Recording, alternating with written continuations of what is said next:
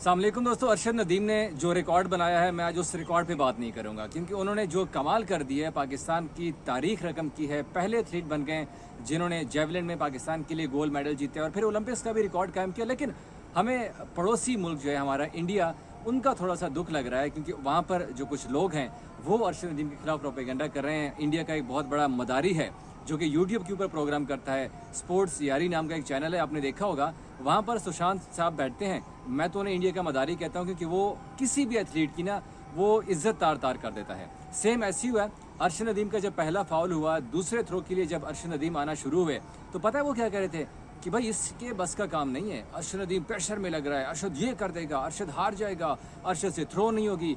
और पता है कितनी घटिया बात की थी। वो कह रहे हैं कि भाई अरशद नदीम इतने प्रेशर में है जैसे पाकिस्तान का कर्जा ही अरशद नदीम ने उतारना है। अरे भाई, ये तो इंडिया का वो मदारी है जो कि इंडिया के किंग विराट कोहली को भी नहीं छोड़ता।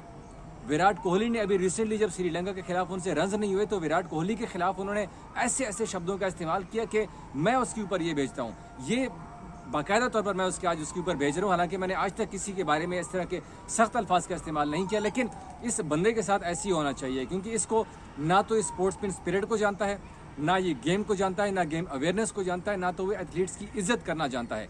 जिस तरह उसने अरशद नदीम के लिए अल्फाज का इस्तेमाल किया था, मैं तो कहता हूँ कि उसके ऊपर उसको शर्म आनी चाहिए। Shame on you mister Sushant. लेकिन साथ साथ मुझे अफसोस इंडिया के दूसरे एथलीट्स का भी हुआ है। आज जहाँ पर वो नीरज चोपड़ा को कंग्रेचुलेशन की मैसेज कर रहे थे, वहाँ पर उन्होंने जब गोल्ड मेडल पाकिस्तान का अरशद नदीम जीता है तो उनको सेलिब्रेट करना भूल गए थे, उनको मुबारकबाद देना भूल गए थे। हालांकि इंडिया के सचिन तेंदुलकर ने भी ट्वीट किया, उन्होंने भी सिर्फ नीरज चोपड़ा को मुबारकबाद दी है। इस तरह से अश्विन ने और उनके बड़े बड़े स्टार्स ने ट्वीट किए। लेकिन जो सुलझे हुए क्रिकेटर्स हैं, जो वाकई में स्पोर्ट्समैन स्पिरिट का मुजाहरा करते हैं, जो गेम को जानते हैं, जो खेल से मोहब्बत करना जानते हैं, जो एथलीट्स की रिस्पेक्ट करना जानते हैं, उन्होंने अरशद नदीम को मुबारकबाद दी है। रवि शास्त्री का ट्वीट उठाकर देख लें, उन्होंने जहाँ पर नीरज को मुबारकबाद दी है, वहाँ पर अरशद नदीम की भी तारीफ की है, क्योंकि अरशद नदीम की तारीफ बनती है। जहाँ पर उन्होंने दुनिया में पाकिस्तान का नाम रोशन किया, वहाँ पर जनूबी एशिया का भी नाम रोशन किया है। हालांकि अरशद नदीम शुरू से कहते हैं कि नीरज चोपड़ा उनके कंपटीटर तस्वर किए जाते हैं मैदान के ऊपर, लेकिन वो हमेशा नीरज भाई करके उनको बुलाते हैं। वो कहते हैं उन्होंने, हालांकि जिस दिन मुकाबला होना था उससे एक दिन पहले अरशद नदीम ने एक बयान दिया था कि उनकी ख्वाहिश है कि अगर वो गोल्ड जीते हैं तो नीरज चोपड़ा को सिल्वर मेडल जीतना चाहिए। नीरज को वो अपने साथ पोडियम के ऊपर देखना चाहते थे। वो जो इंडिया और पाकिस्तान के दरमियान कुछ लोग जो नफरत फैलाते हैं, जो नफरत की आग में इस वक्त जल रहे हैं पाकिस्तान के खिलाफ, पाकिस्तान की नफरत में अंधे हो चुके हैं, उन लोगों के लिए ये पैगाम है कि अरशद ने मोहब्बत का पैगाम दिया है। जब भी अरशद नदीम ने बात की, उन्होंने मोहब्बत का, अमन का पैगाम दिया है। नीरज चोपड़ा की वालदा का बयान मुझे बड़ा खूबसूरत लगा। जब उनसे पूछा गया कि भाई अरशद नदीम गोल्ड मेडल जीता है और नीरज चोपड़ा सिल्वर मेडल जीता है, तो आप क्या कहेंगी? उन्होंने कहा था कि वो भी मेरा बच्चा है। अरशद नदीम के बारे में मुझे अच्छी तरह याद है कि लास्ट टाइम जब अरशद नदीम ने मेडल जीता था, गोल्ड मेडल हुए थे नीरज चोपड़ा, तब उन्होंने यही बयान दिया था कि अरशद मेरे बेटे की तरह। और आज अरशद नदीम की वालदा भी यही कह रही हैं कि अगर नीरज सिल्वर मेडल का हकदार ठहराया गया तो वो मेरे बेटे का दोस्त है और वो मेरे लिए मेरे बच्चों के जैसा है।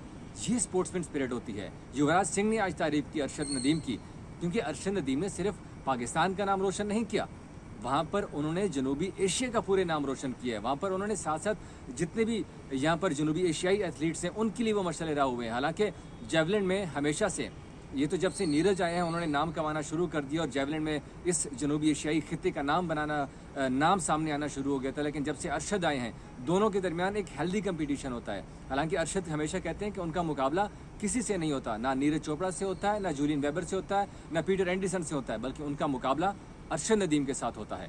और आज इसी वजह से अरशद नदीम ने 92 मीटर की थ्रो फेंकी है, 92.97 मीटर की थ्रो। ये ओलंपिक की हिस्ट्री का रिकॉर्ड हुआ है। 118 साल ओलंपिक की तारीख में आज तक कोई इतनी बड़ी थ्रो नहीं फेंक सका, लेकिन अरशद नदीम ने ये काम कर दिखाया है। हालांकि ये अरशद नदीम वो अरशद नदीम है जिनकी कोहनी का ऑपरेशन हुआ है, जिनके अभी रिसेंटली नी की सर्जरी हुई है। वो इंजर्ड थे, इंजरी के साथ उन्होंने ओलंपिक्स में शिरकत की है। ओलंपिक्स से एक हफ्ते पहले जब जा रहे थे, यहाँ पर मैंने खुद उनकी ट्रेनिंग कवर की है, अरशद नदीम के साथ बातचीत की है। जब उनके साथ हम बात करते थे ट्रेनिंग के दौरान, तो उनकी एक ही बात होती थी कि अगर वो फिट हुए तो फिर मेडल यकीनी है। और हमने क्वालिफाइंग राउंड में चेक किया, जब उन्होंने 86 मीटर की थ्रो फेंकी तब हमें अरशद नदीम, लेकिन हमें आज अरशद नदीम की जीत की खुशी में उनके कोच को नहीं भूलना चाहिए।